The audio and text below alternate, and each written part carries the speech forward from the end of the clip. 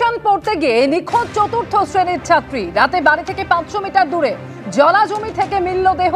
অভিযুক্তকে গ্রেফতার করেছে জয়নগর থানার পুলিশ। গতকাল সন্ধ্যায় জয়নগরের কুলতলি থানার অন্তর্গত মহিষমারি গ্রামে এক নৃশংস ও বর্বরচিত ধর্ষণ ও খুনের ঘটনা ঘটেছে।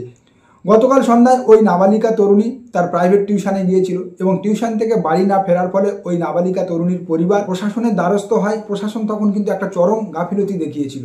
প্রশাসন তখন এই ঘটনাকে তার নিজের এরিয়ার মধ্যে পড়ে না বলে দায় এড়িয়ে গেছে। পরবর্তী সময় প্রশাসন আবার এটার নিখোঁজ ডায়েরিটা গ্রহণ করে এবং গতরাতে তদন্ত শুরু করে পুলিশ মেন অ্যাকিউজড বা যে মেন দোষী যে এই ঘটনা ঘটিয়েছে তাকে খুঁজে পেতে সক্ষম হয়। আমরা খবর পেয়েছি, তারপর আমরা এই তদন্ত করলাম, অ্যাকিউজটাকে আইডেন্টিফাই করার প্রসেসটা শুরু করলাম। আইডেন্টিফাই করলাম, ভোর 3টে নাগাদ আমরা অ্যাকিউজটাকে অ্যারেস্ট করলাম। অ্যাকিউজ কনফেস করলো, তারপরে বডিটাকে আমরা রিকভার করলাম 3:30 নাগাদ, এক্স্যাক্ট অ্যারাউন্ড 3:30 নাগাদ। করার পরে সব প্রসেস কিন্তু আমরা ইমিডিয়েটলি করেছি। We have taken each and every steps promptly.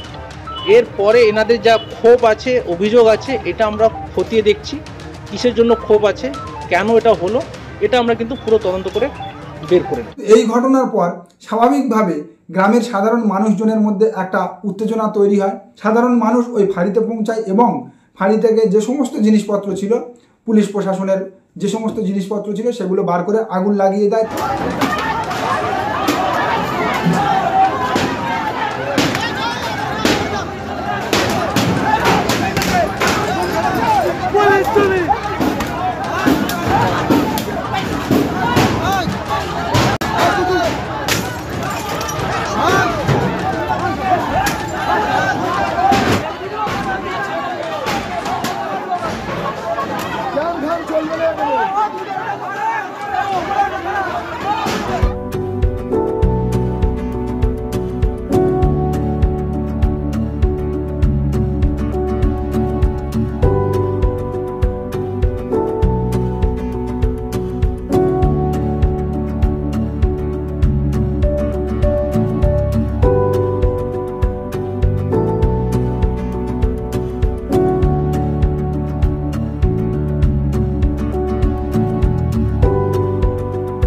এই যে ধর্ষণ ও খুনের ঘটনা ঘটেছে তাতে কিন্তু বর্তমানে কুলতলি একেবারে রণক্ষেত্র নিয়েছে। ঠিক এই সুযোগটা নিয়ে পশ্চিমবাংলার রাজনৈতিক পিপাসুরা যারা রাজনীতির কারবারি তারাও কিন্তু রাজনীতি শুরু করে দিয়েছে।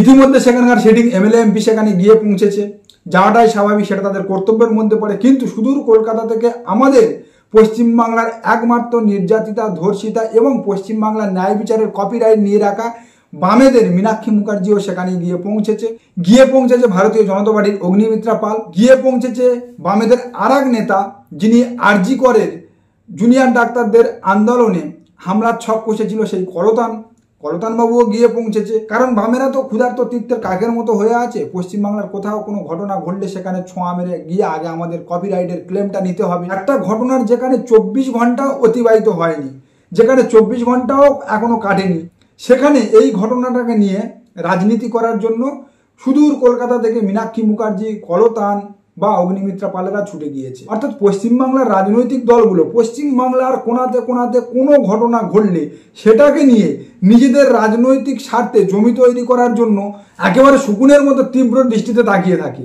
কোথাও কোনো ঘটনা ঘটলে সেখানে ছুটে গিয়ে সেই ঘটনার কি গতিবিধি বা সেখানে প্রশাসন এখনো পর্যন্ত ফেল হয়েছে কিনা, প্রশাসন অভিযুক্তকে গ্রেপ্তার করেছে কিনা, প্রশাসন ঘটনাকে নিয়ে কোনো ডিনাই করছে কিনা বা প্রশাসনের কোনো গাফিলতি সেখানে আছে কিনা, সেটাকে না আগে বিশ্লেষণ করে বা সেটাকে আগে না পর্যালোচনা করে সেই জায়গাতে যাতে করে রাজনৈতিক উস্কানি দিয়ে সেই ঘটনাটাকে নিয়ে নিজেদের রাজনৈতিক ফায়দা তোলা যায়, সেই চেষ্টা বর্তমানে পশ্চিমবাংলার বাম ও বিজেপি উভয় দল কিন্তু সর্বজ্ঞ চালিয়ে চলেছে।